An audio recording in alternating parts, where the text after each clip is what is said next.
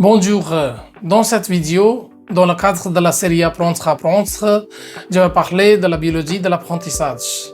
Pourquoi votre cerveau résiste aux nouvelles choses?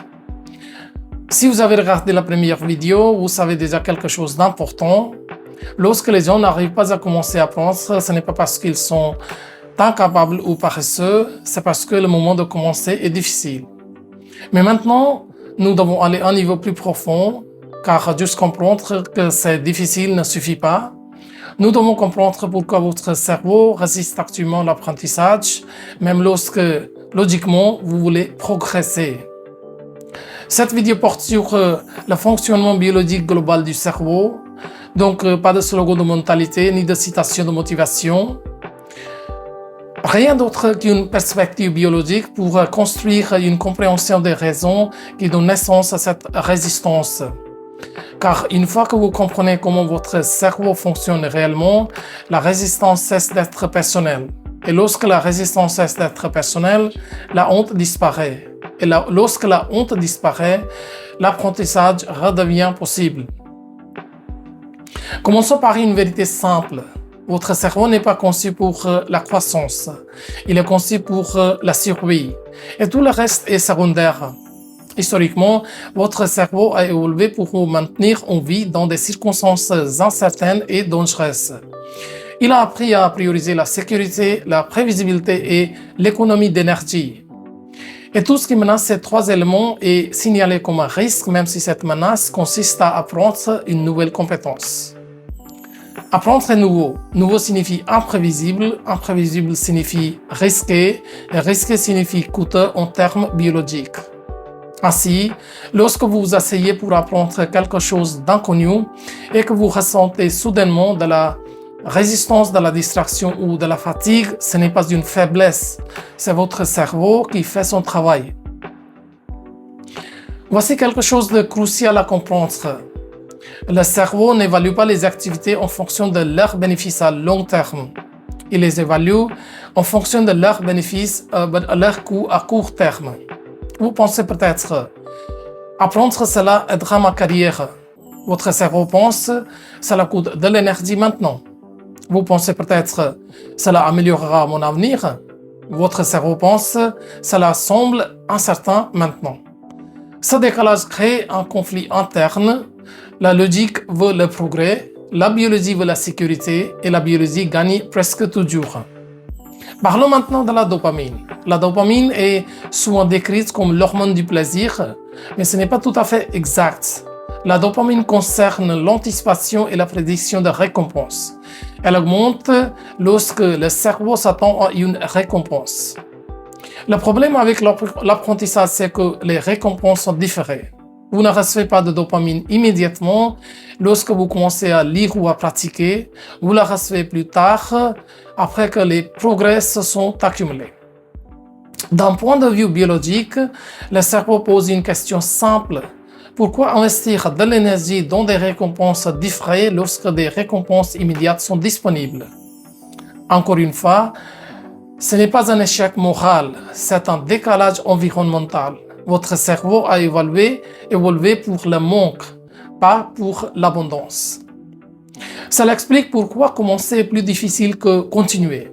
Une fois que vous avez appris pendant un certain temps, le cerveau commence à détecter des modèles.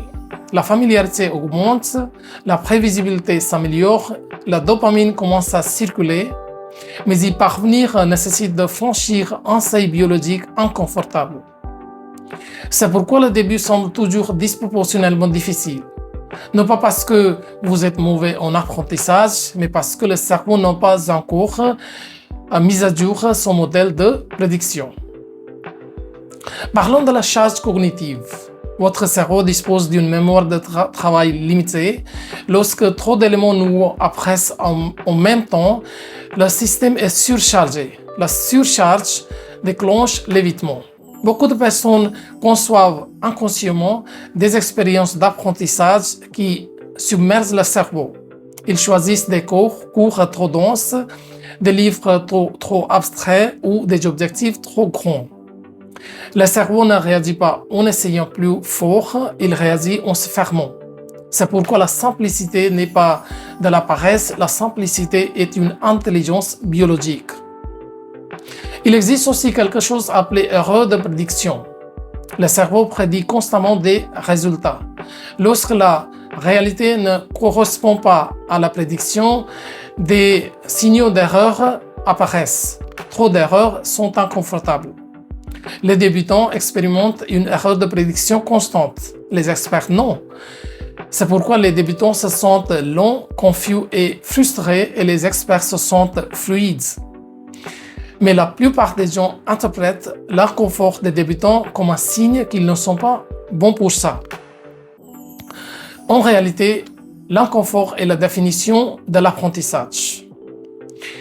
Parlons de l'identité, car l'identité est profondément ancrée dans le cerveau. Si quelqu'un croit inconsciemment « je ne suis pas le type de personne qui apprend bien », son cerveau filtre les expériences pour confirmer cette croyance. Chaque difficulté devient une preuve, chaque erreur renforce l'histoire. Le cerveau protège l'identité avec force, même lorsque l'identité est limitante. Changer d'identité nécessite des preuves répétées qui contredisent l'ancienne histoire. Ces preuves ne viennent que de l'action, mais l'action semble risquée et ainsi la boucle continue. Cela nous amène à une connaissance essentielle. Le cerveau doit se sentir en sécurité avant de permettre l'apprentissage. La sécurité ne signifie pas le confort, elle signifie la prévisibilité, un effort durable et une neutralité émotionnelle. C'est pourquoi les petites étapes fonctionnent, non pas parce qu'elles sont motivantes, mais parce qu'elles signalent la sécurité. Une petite action dit au cerveau, ce n'est pas dangereux. Une fois la sécurité est établie, la curiosité revient. Et la curiosité est le véritable moteur de l'apprentissage. Cela explique aussi pourquoi certaines personnes semblent naturellement bonnes pour apprendre. Ce n'est pas que leurs cerveaux sont supérieurs, c'est que leurs systèmes ont appris tôt que l'apprentissage est sûr. Ils ont expérimenté la curiosité sans punition, les erreurs sans humiliation, le progrès sans pression. Cet environnement émotionnel importe plus que l'intelligence. Voici l'idée clé de cette vidéo. Votre cerveau résiste à l'apprentissage non pas parce qu'il déteste la croissance, mais parce qu'il priorise la sécurité. Si l'apprentissage ne semble pas sûr, émotionnellement, cognitivement ou énergétiquement, la résistance est inévitable. Donc, l'objectif n'est pas de surmonter la résistance, l'objectif est d'éliminer les signaux qui la déclenchent. Voici la fin de cette vidéo. Je vous remercie d'avance pour vos likes, vos commentaires et vos partages. Merci d'avoir regardé et à la prochaine vidéo. Au revoir.